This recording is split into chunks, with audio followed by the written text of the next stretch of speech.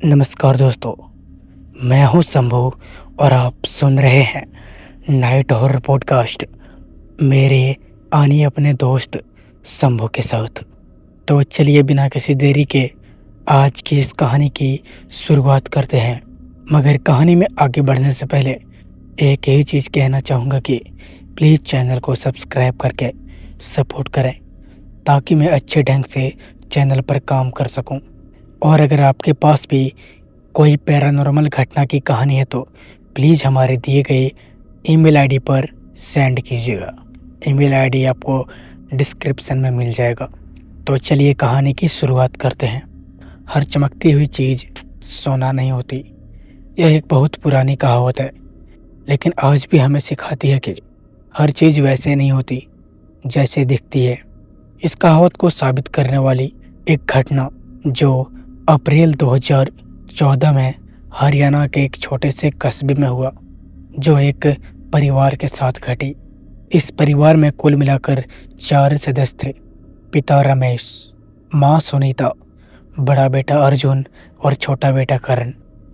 यह परिवार नारनौल में रहता था, लेकिन रमेश का अक्सर व्यापार और रिश्तेदार दिल्ली से जुड़ा हुआ था, इसलिए उसका दिल्ली आना जाना लगा रहता था।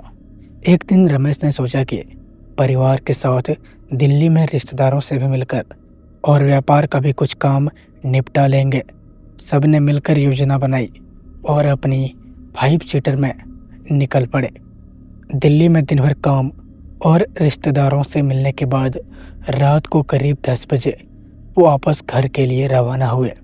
दिल्ली से नारनौल लौटते समय हाईवे पर कुछ कंस्ट्रक्शन का काम चल रहा था, जिससे रास्ता बंद हो गया।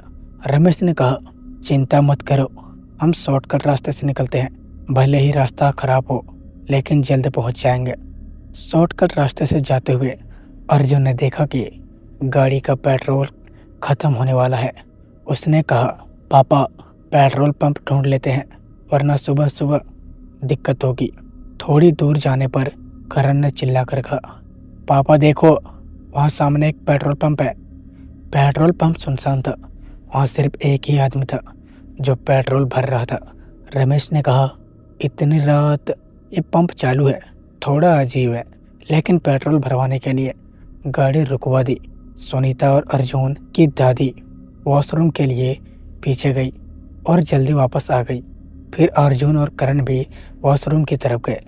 वहाँ करण को ऑफिस के पीछे लोहे की सीढ़ी के पास एक बूढ़ा आदमी दिखा, जो कंबल ओढ़े हुए था और अजीब सी हंसी हंस रहा था।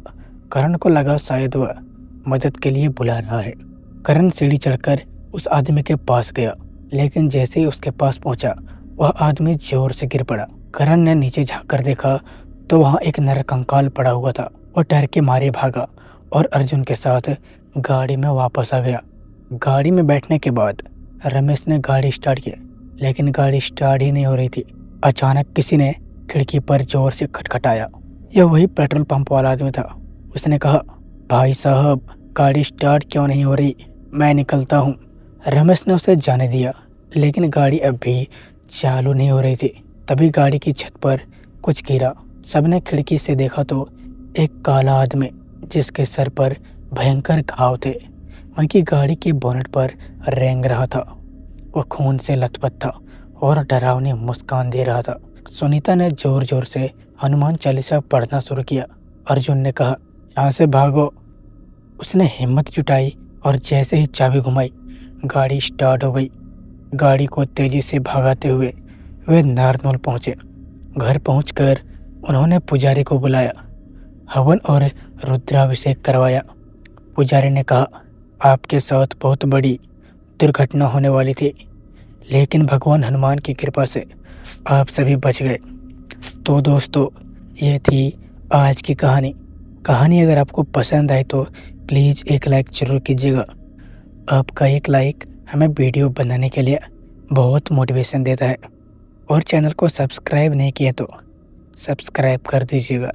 मैं मिलता हूँ किसी और डरावनी कहानी के साथ। तब तक के लिए धन्यवाद।